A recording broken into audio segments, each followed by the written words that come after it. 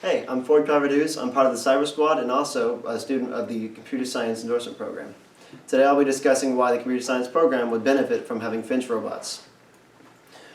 What Finch robots are little robots that we can control with our code. What we're asking for are 20 robots in all with microbit accessories that will allow us to code controls into the robots, 2 drawing mats and 2 math mats that we can use with our accompanying Crayola paintbrushes with the marker cap replacements. We're also asking for 2 Finch arenas that we can build our obstacle courses with magnet tiles in that will allow students to design problems for other students to solve. Overall, we're looking at a little under $5,000 for the Finch project.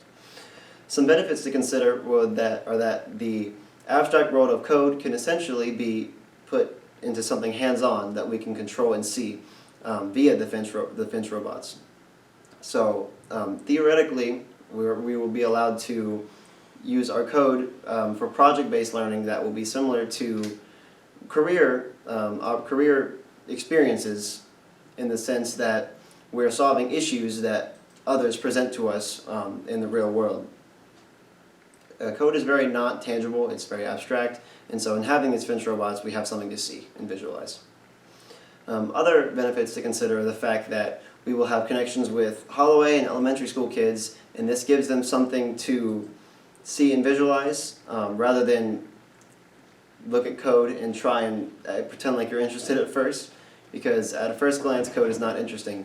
But having something tangible allows for like kids to look at these robots and think that STEM might be interesting for them to go into themselves.